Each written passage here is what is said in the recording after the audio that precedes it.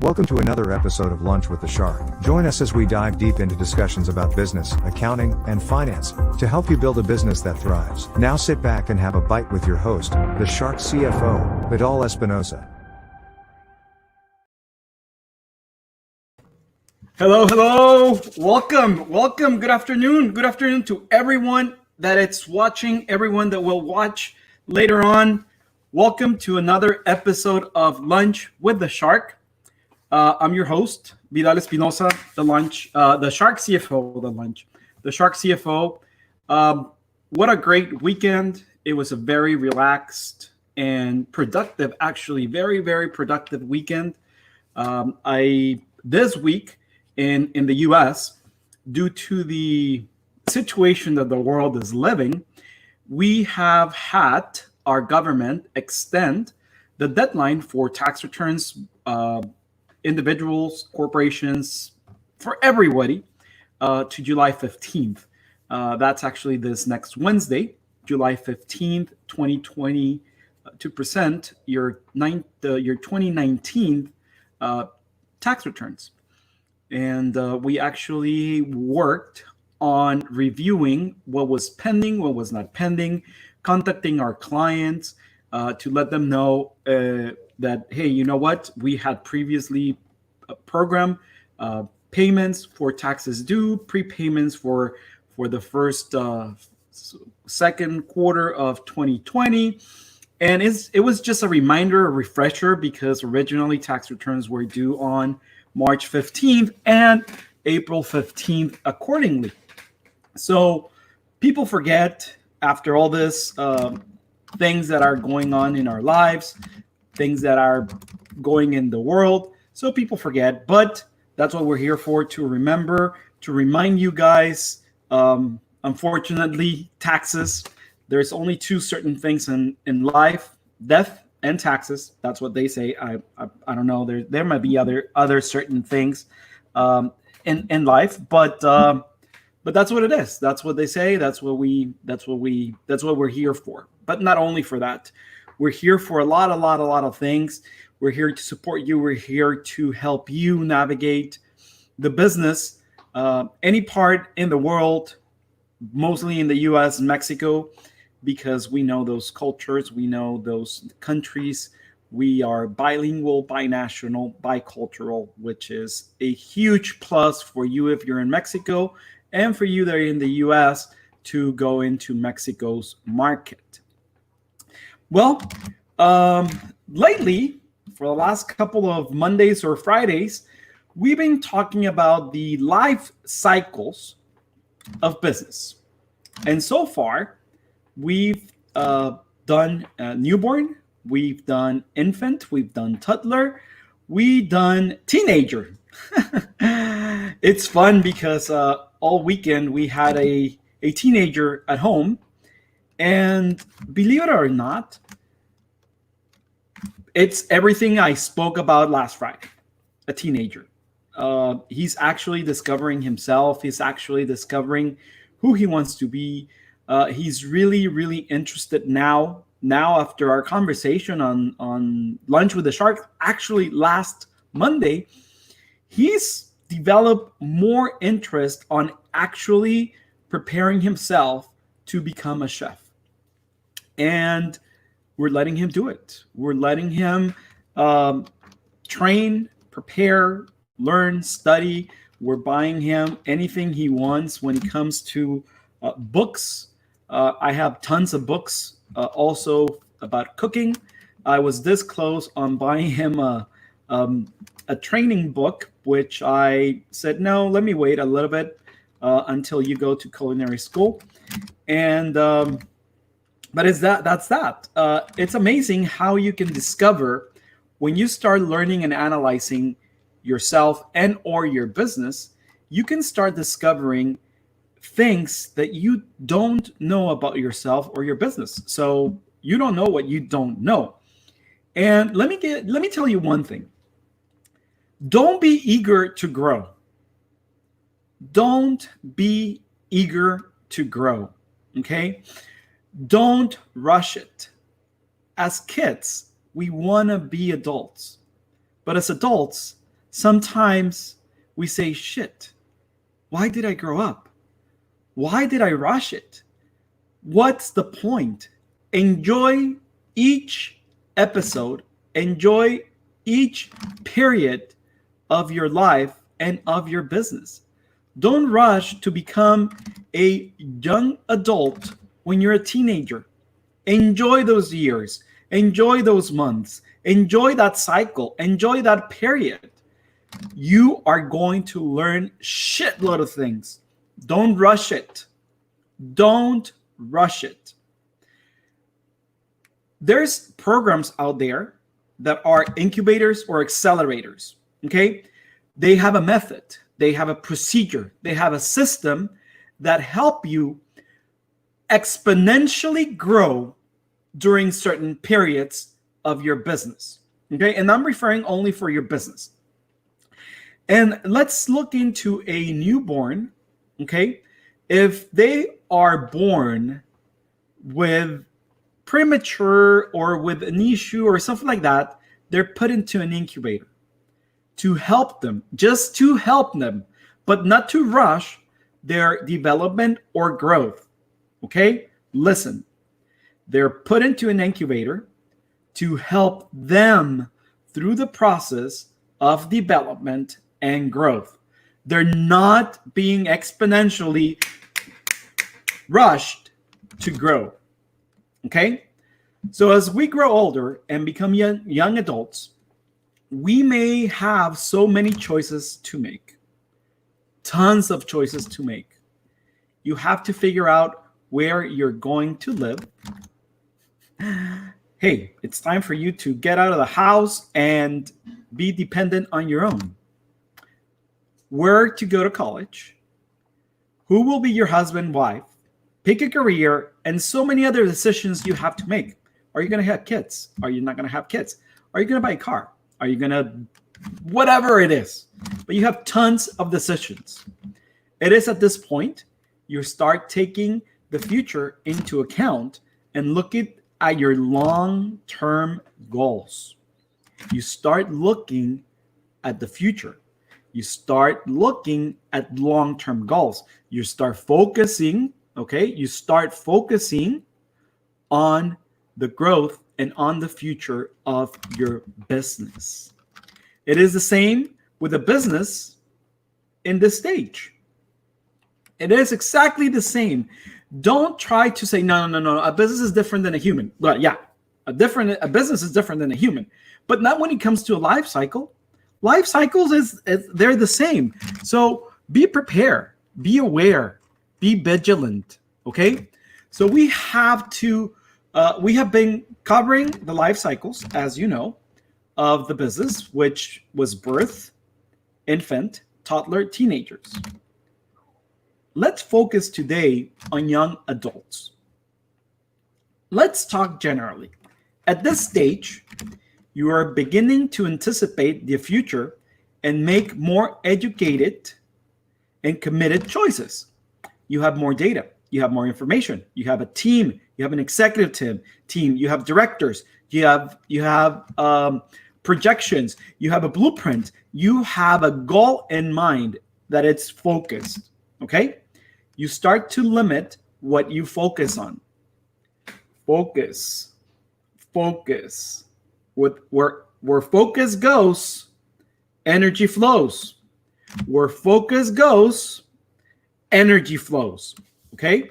If you're focusing on your growth, you're going to grow. You start to limit what you focus on. You're going to be focusing on the growth of your business. You're going to be focusing on, shit, I need to get married. So my wedding is going to be $500,000. So I have to generate this revenue, but on this and that, blah, blah, blah, blah, blah. You start thinking like that. Okay? So your mindset starts to shift. Your mindset, it's readjusted. Your mindset, it's helping you focus. You start to mature and create an absolute focus on the systems that will shape aspects of your life and business. It's exactly as a young adult. You start focusing on the career that you want to be in. You select the college that is going to help you achieve that goal, to become that architect, to become that entrepreneur, to become that business administrator, to become that accountant, to become that lawyer, that doctor, whatever it is. You're focusing because you have a goal in mind, which is get that degree to become that individual. This is where you start. This is where you stage to redefine what equals success for long term. As I said it, if you want to become a doctor, you start planning and say, hey, I'm going to go to this college, and then I'm going to transfer to this university to get my doctor's degree. And then from there, I'm going to become this. I get a specialty, like I'll become a neurologist, a podiatric, whatever it is. Okay, so you have a plan. This stage represents a rebirth of identity, where you begin to settle down and get seriously. It is more partying, but it's not as much as it used to be. If you want to become someone, you need to balance. You need to balance. And you need to realize if partying is going to give you the same things that if you were to focus clearly on your future, it's going to help you grow. There's some people, which, and I'm not criticizing, I'm not saying that it's wrong, but there's some people out there that I know for years, that are in the same place that I left them 10, 20, 15 years ago. And today, they're in the same place, and they have not grown. They have not advanced. They're still in the same place. They're living with roommates. They don't have their own car. Their business, they're just paying. They're just getting paid what's minimum. For them, probably that is the only thing they need. For them, that's okay. For them, that's their own plan. They haven't advanced in their career. For them, there's probably what they want. They don't want to become that CEO. They're just there as business managers. That's it. And they're okay. It's okay. But if you have a goal, if you want to succeed, if you have a plan, this stage, it's vital. This stage is really important. This stage, as every other stage, okay, before this one, it's the foundations for your future. Okay, that's why I started it by saying, don't rush it. Okay, you cannot rush nature. You're gonna grow when you're gonna grow. Don't. It's like using steroids. Okay, if you use steroids, what the hell is gonna happen? You might get sick. You're just accelerating the growth, and once you stop using them, what happens? You deflate. Boom. So do not accelerate. Do not try to expedite this process. Okay? The goal of this stage is to cut the waste. Completely cut the waste. Completely eliminate toxic people from your life. You should be doing that on a daily basis. But eliminate what it's not giving you positive results. Positive results not based on your freaking beliefs. You need to purge your beliefs. Okay? You need to make your own personal beliefs, not the ones that had been intricately given to you and imposed on you. You need to generate new beliefs. You need to generate a new scale for yourself. This is the moment to do so.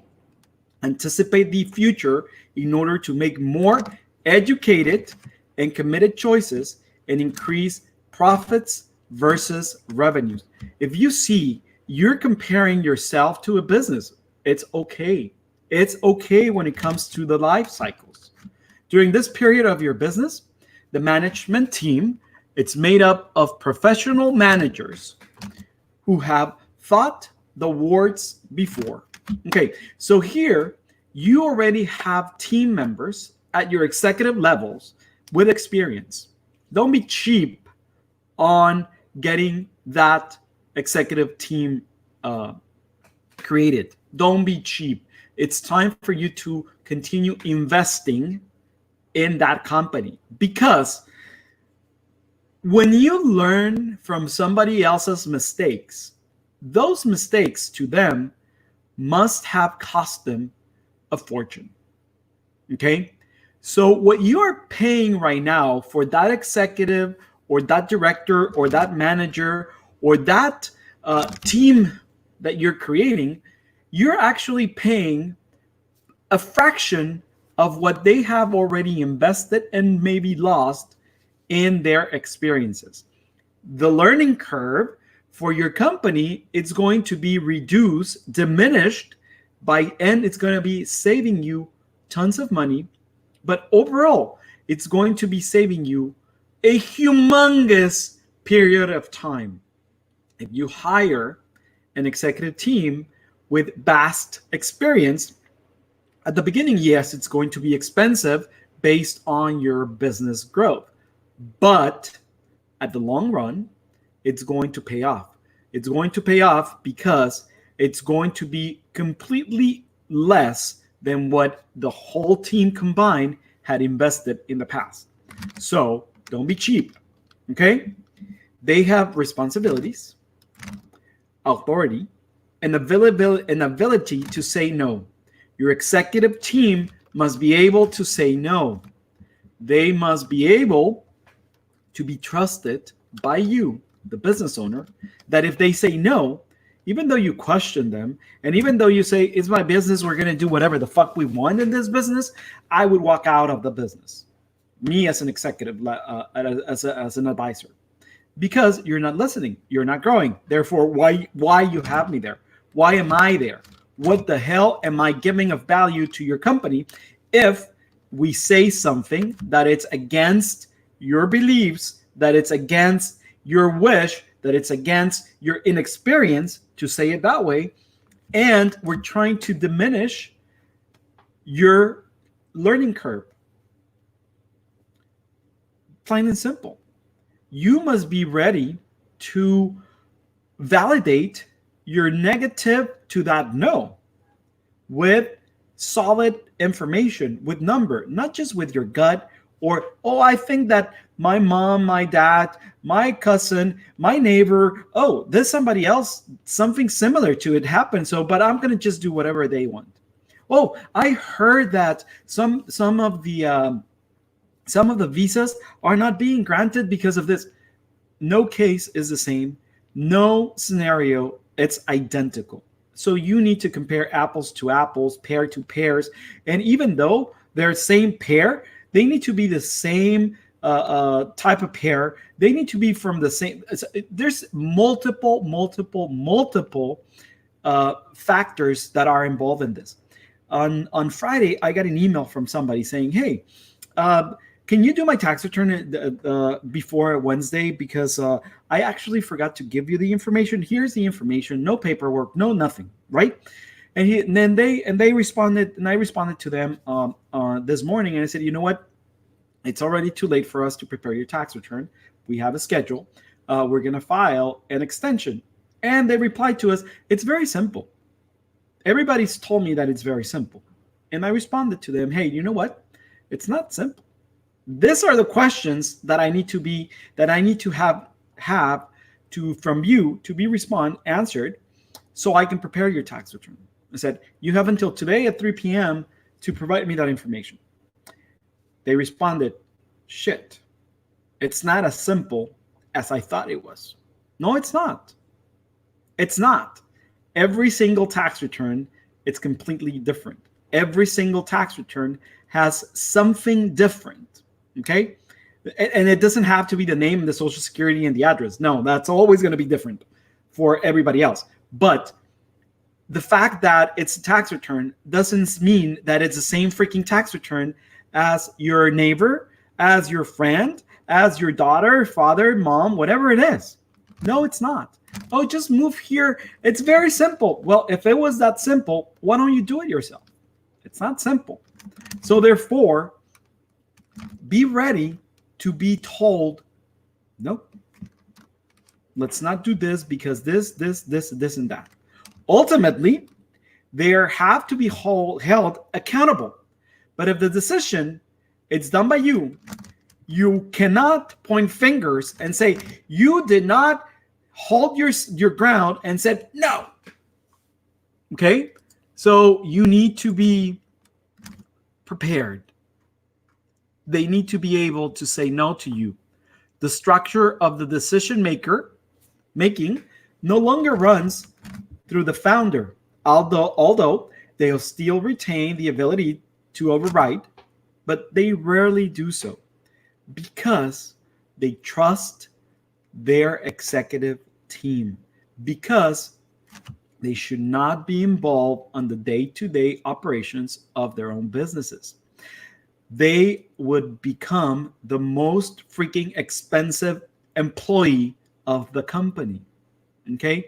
With you hands-on your business, the only thing you're doing is you're not letting the business grow as part of the life cycle.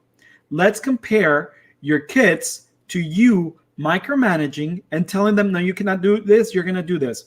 It's like my nephew saying, I want to study to become a chef. And my brother, because he's a doctor, he would impose on him to become a doctor, a physician. He's not letting him grow. He's making his own decision of, hey, I want to become a chef, a trained chef. I want to open a restaurant. I've already expressed to him, owning a restaurant, it's extremely complicated. It's a very difficult industry, but if you want, we'll back you up. That's all we can do. But if we continue saying, no, you're not, no, you're not, no, you're not, he's becoming the owner of his own life. Ultimately, your business will become different than you. It would have your essence. It's going to have your ideas, your beliefs. They have to tie in, right? But they're different than you. Okay? So be ready to let go. There's some times that we need to let go of our kids. They're not going to live with us forever and ever. Hopefully not. Okay? They're gonna move out. They're gonna grow. And you have to be prepared for that. You have to be willing to let them go. They're always going to be yours. Nobody is refuting that. They're always going to be yours. You're always going to be there for when you need them, for when they need you. Okay? But you need to stop making decisions for them. A teenager, if you buy them something, a piece of clothes, a tennis or whatever, and if they don't like it, they're going to tell it to your face and say, I don't like it. And they're not going to wear it. Either you return it, you give it to charity, or whatever it is that you're going to do with that piece of clothing, because they're not going to wear it. You cannot impose and tell them, I already bought it and you're going to wear it. No. Even though you want to, but then that's only going to create conflict. I don't know if that makes sense, because that's what happens here in my household. Miguel Angelito has a mind of his own, and we respect that.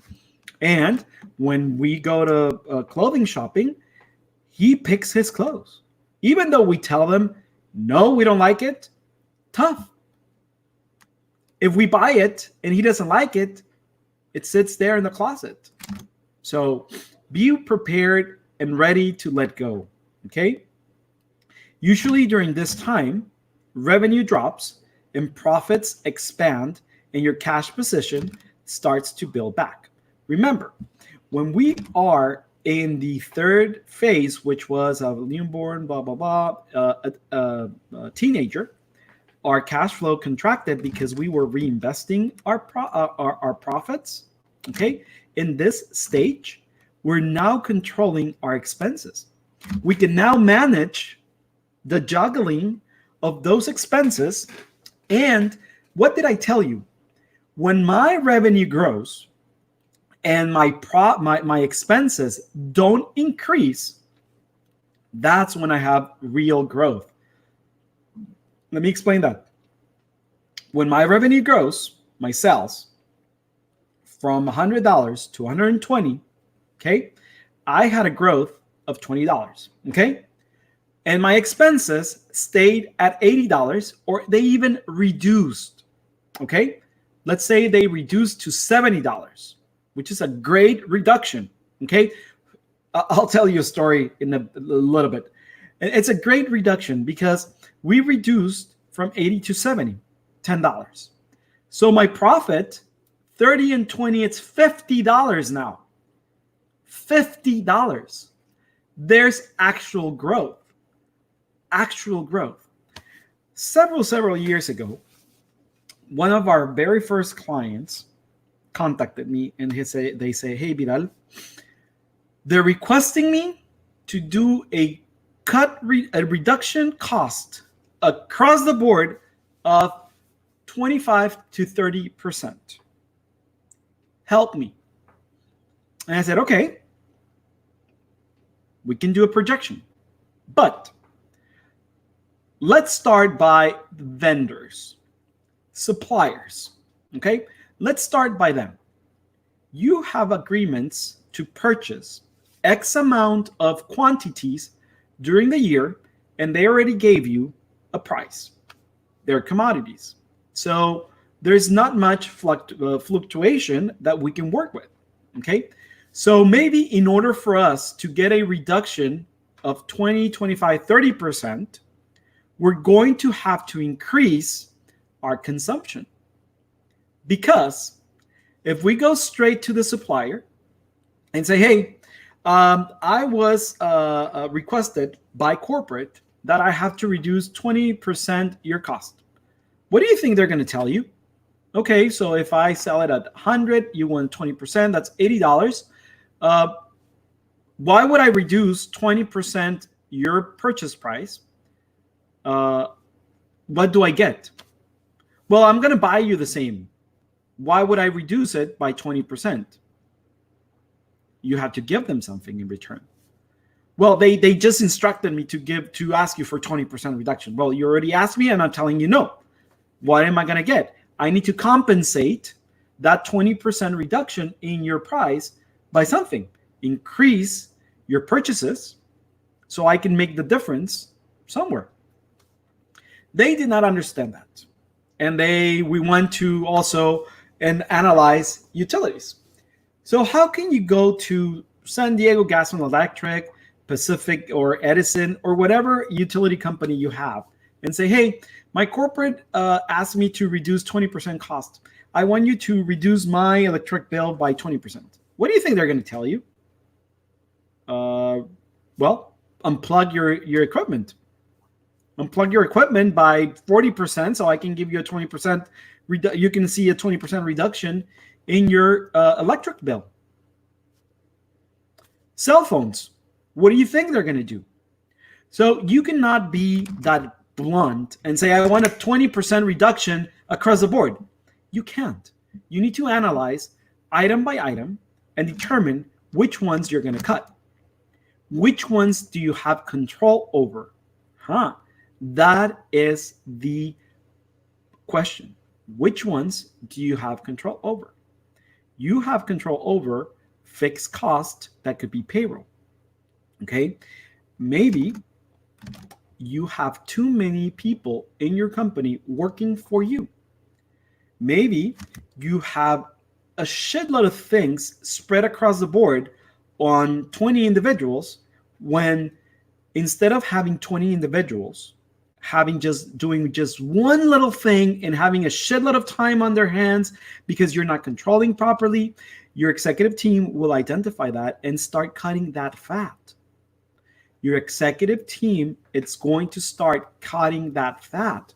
Maybe your sales team that is comprised of 10 individuals are not pulling their weight in, and you could be selling the same amount or more with just 3 team members.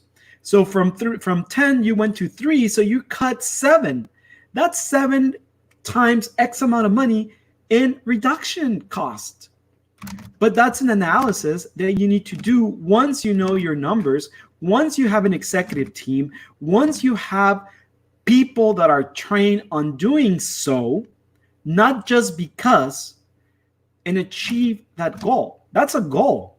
That's not a want. I just want to reduce costs. Let me cut everything. Do you even know what you're going to cut? Does it even make sense? Let me cut rent. I'm not going to pay rent. So where are you going to be working from? The streets? Are you going to move your team to Starbucks? It does not make sense. You need to analyze and understand your business. Okay? So by saying that usually during this time, your revenue drops and profits expand, it's because you are trimming the fat of your company. Look at your company like a piece of ribeye. Ribeye on the top has some fat. You're cutting off. Even though sometimes fat on a piece of steak, it's the most amazing thing. Not on a company. Not on your body. Okay? Not on your body. Yesterday, I saw somebody that had not seen me for over 3 years or so. FYI, I've never been this thin. I lost 210 pounds. Yes, 210 pounds 3 years ago, almost. Yes, 3 years ago. And it wasn't that easy. It was fast. It was my decision for health purposes and also for appearance purposes. But I cut the fat on my body. That's good. So let's cover the two major problems during this stage and how to take care of them if they happen to you. And I would not say if they happen to you, because most likely they are going to happen to you. Okay, so the first one, deciding on what not to do. Deciding on what not to do. Since a company is getting bigger, there is conflict between team around what not to do. Since communication usually is the biggest problem, and let me tell you one thing. Communication, it's a humongous problem among humans. Next Thursday, Carla, our psychologist, is going to join us, and she's going to talk about verbal and nonverbal communication in business. That's a very important piece and aspect of our business. Tony Robbins says that business success, it's 80% psychology, 20% technique. 80% psychology, 20% technique. You need to know psychology, not become the expert or master on psychology, but understand how other people think. If you're selling a product, if you're selling a service, you need to understand how people react to them. That's psychology, people. That's psychology. This life cycle, it's psychology. We are identifying our behaviors and matching them to our business. We are, I hope, we are knowledgeable in our lives. We know what we fucked up and we know what we've done right. So if we match that to our businesses, whomever owns a business, you can become successful. So remember, 80% psychology, 20% technique. So communication usually is the biggest problem during this period and the priors. A standard communication practice and shared company values will go a long way. Tell your individuals, your team member, everything that it's in your head. Now, FYI, according to psychology, most of the time, we say one thing when our brain is thinking something else. And since our brain is thinking something else, we're thinking that what it's coming out of our mouth, the words that are coming out of our mouth are exactly what are we thinking. We need to be very aware of that. We need to be aware of that. It's not happening, people. Okay? So you need to be very clear, concise, to the point on what you're trying to communicate. Okay? Most people think that what they're saying, it's what they mean. First of all, when the other party answers to what you're saying, they're actually responding to what it's coming out of your mouth, not out of your brain. Okay? So if you get upset with the other party is saying, I'm answering what you're asking. I'm responding to what you're saying. So you need to be aware of that. You need to have communication all across the board with your executive team, with your C level, B level, whatever level team is. Communication, communication, communication. You need to clearly express the values of the company, the goals of the company. They need to be plastered all over the place. Some companies that utilize a credential, an ID for the company, they have them on the back. We've spoken about this with Disney. They have the 4 keys. And if you walk to Disney cast members at any part of the world, they're the same. They're going to recite them, and I hope not verbatim, those 4 keys. Okay? Because they're embedded into their DNA as they work as cast members for the Walt Disney Company. Now, a good cast member will remember them for life. They will implement them in their life, in their future business endeavor, or in their next employment. They're amazing. That's an amazing thing to have. We'll probably cover the 4 keys on another edition because they are amazing to have. Okay? So that's part of the culture. That's part of the values. Reminding executive management what is the long-term vision of the company will help to ensure that when decisions are made, they're looked at the whole with the whole term vision and kept from other non-essential projects from creeping in. What does this mean? This is very clear to me. This means that you're going to keep the focus on your executive team so they don't divert from to other things. What's important? Stop piling your freaking calendar with useless, non-revenue generators shit. If you're doing that, you're afraid of growing. You're afraid of moving. You are stuck in the same place. Listen, I don't want you to answer. Listen. If you have no focus, nor goals or minds in place, okay, you're going to fill your calendar with useless non-generator revenues. Okay? And if you're not hitting your goals, if you're not hitting them, it's because the reward is not juicy. You have the wrong carrot at the end of the freaking stick. Listen, okay? It's very interesting what I'm saying. It's very true also what I'm saying. If your team, it's not hitting their goals, it's because you have not listened to them, and the carrot, it's not juicy for them to achieve those goals. Number 2, psychological difficulties for the founder and creators. What did I say? Let me tell you one thing.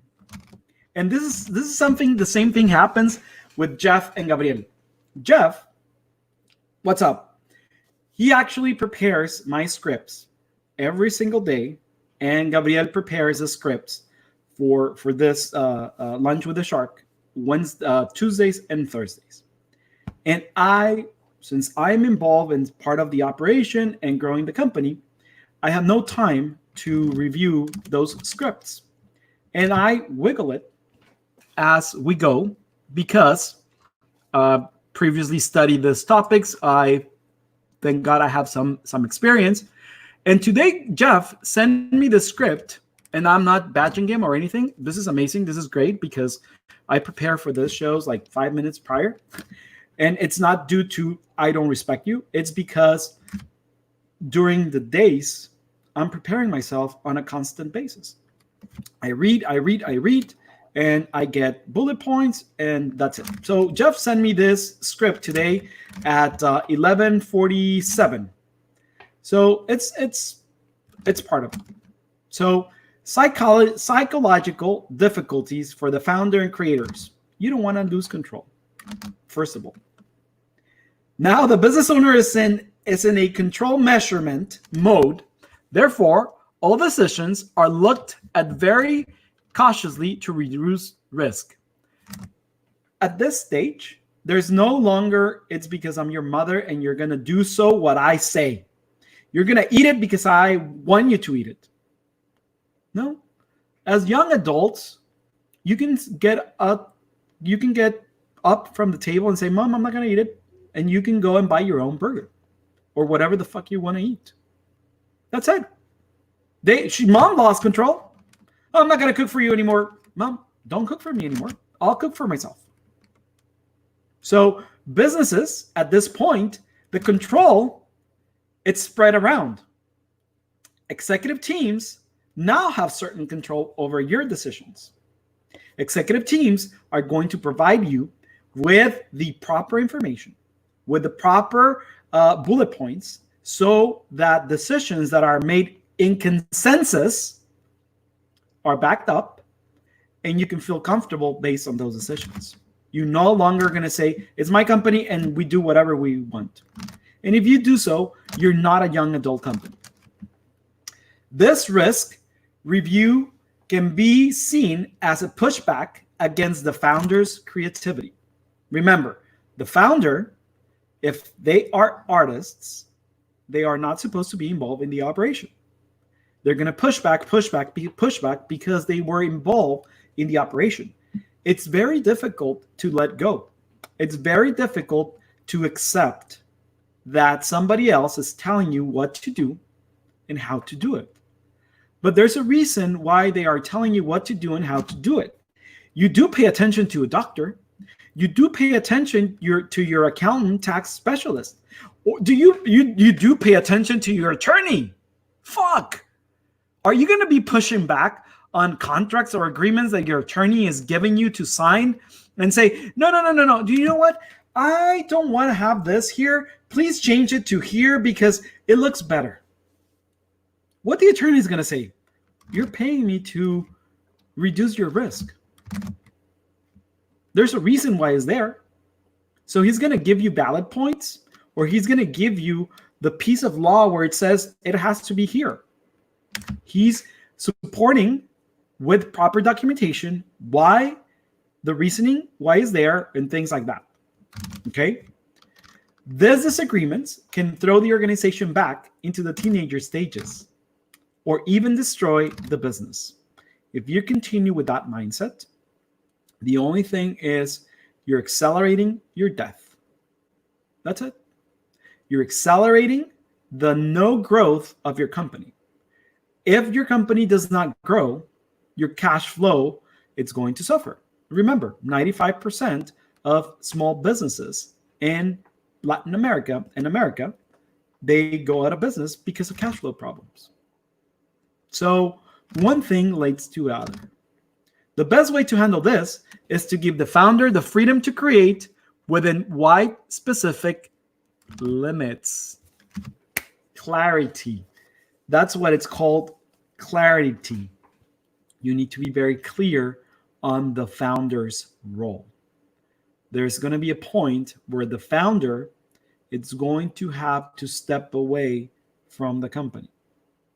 That does not mean that the company, it's no longer theirs. If the founder thinks that they have not grown, their ego, it's way bigger now still than their company, and they're going straight to the grave. They need to learn to let go. They need to learn to let go of their kids. We all need to learn go of our kids. Every day, our kids grow and grow and grow. And there's going to be a point where they're going to move out. They're going to get married or not. They're going to have kids or not. But they're going to become their own entity, their own individual. you're not going to be able to tell them what to do for life. Because, first of all, they've grown, they become their own individual. And second, you need to let them fly free. You cannot control them or impose things on them. If you're interested in having a conversation with me or with one of my top level executives, part of my team member, part of my team, sign up at invictus-advisors.com/shark. Let us know. Please send us information. Please send us your comments and questions. You might catch me on the phone because I love talking to people. I love talking to you. With me, I'm pretty sure you're not going to get 15 minutes. Trust me. I'm going to want to be on the phone with you until we find the problem, we identify the problem, and I'll give you the solution. Okay? But one of my team members might be on the phone. You might talk to them with 15 minutes. They're as capable as I. And they're going to be able to say, hey, you can do this, blah, blah, blah, blah, blah. And we might be able to help you in the long run. You can also follow us at social media, at Invictus Advisors on YouTube, on Facebook, on Instagram, on LinkedIn, and just let us know if you have any topics that you want us to address. And as customary, and I hope it's customary now from now on, please, team, listen. Monday through Friday, quotes. I'm going to end up today's Lunch with the Shark. And actually on this Friday, we have a treat for you. At least it's a treat for me. At least it's a treat for my whole team. And I think we're going to have this forever. And we're going to start helping. And I'm going to just give you a little nugget here, a little piece of a taste of it. We're going to start helping young entrepreneurs become the future entrepreneurs of our world. We're going to help them. So let me end up today's Lunch with the Shark by saying this phrase, this quote: don't be afraid to give up the good to go for the great. Wow.